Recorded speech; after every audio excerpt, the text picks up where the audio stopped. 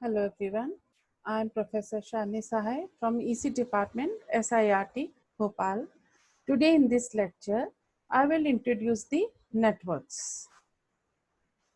First, the performance parameters of a series of identical networks. It is mainly consists of characteristic impedance and the propagation constant. Where the efficient propagation, the network is to be terminated by characteristic impedance and the propagation constant should be an imaginary part. This is the network components of Z1 and Z2. This is your T type of network and this is your pi type network. Two series arm, one shunt arm. In this one series and two shunt arm. Symmetrical T sections from L section. We can combine two L section to form one T section, or one T section can be split into two half L sections. So these Z1 is equal to Z2 and that is equals to Z1 by 2. Now in this case, we have combined two L section in the form of pi sections. So this series impedance will become Z1 and the shunt arm is twice Z2 and twice Z2. Both T and pi are considered as built of unsymmetrical L half section which are connected together in form of T and pi.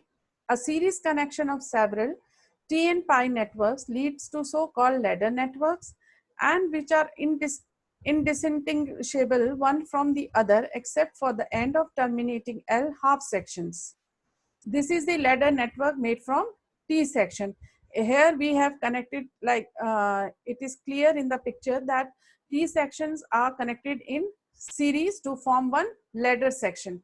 Series shunt, series shunt, series shunt forms the ladder section. Now here in this section we have formed the ladder network built from the pi network. So here also we have connected pi in cascaded mode and we form a ladder section series shunt, series shunt. Now for a symmetrical network, this is image impedance. For a asymmetrical network, we have considered two type of impedances. One it is image and other is your iterative. The image impedance and the Z1i and Z2i are equal to each other and the image impedance is then called the characteristic impedance. If we have both the image terminating impedances and input impedances are equal, then the image impedance will be converted in the form of characteristic impedance.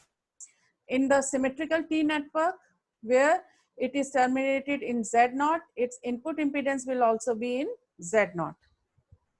Now the term iterative impedance, we have considered the iterative impedance where the input terminal, the measured value is equal to the terminating load value.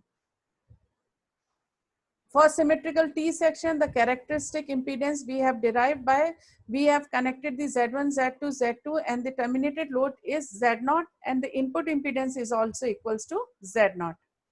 We have derived with the help of the network. So in this case, the characteristic impedance will come as to be as Z1 square by 4 plus Z1 into Z2.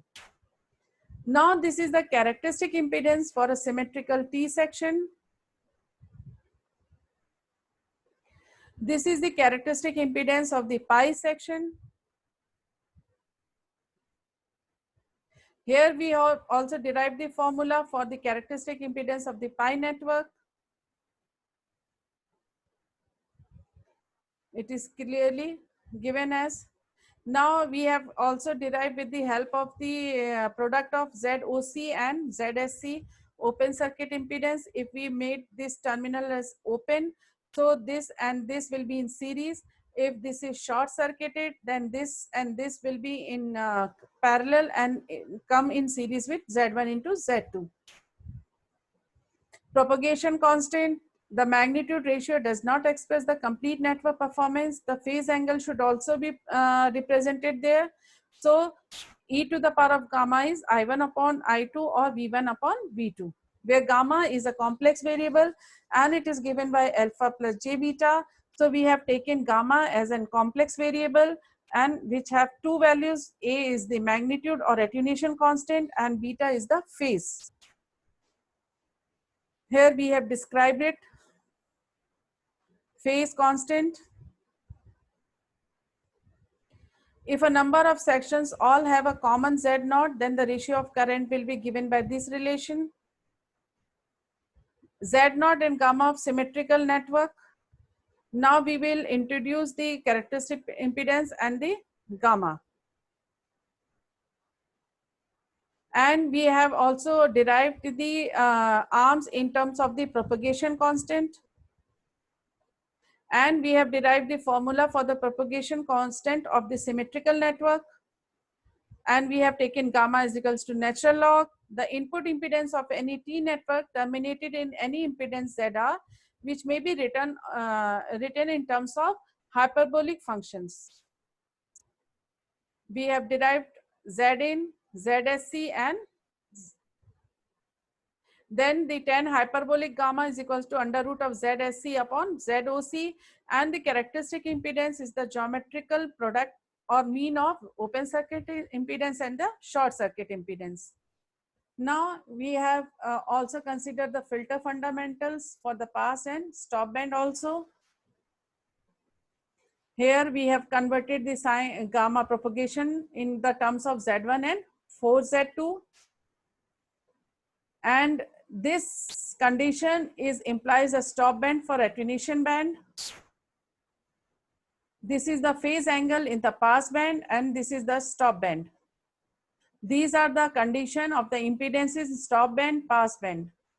This is the cutoff frequency where the frequency at which the network changes from pass band to stop band. So this is the condition for the pass band and stop band. And this is all. Thank you.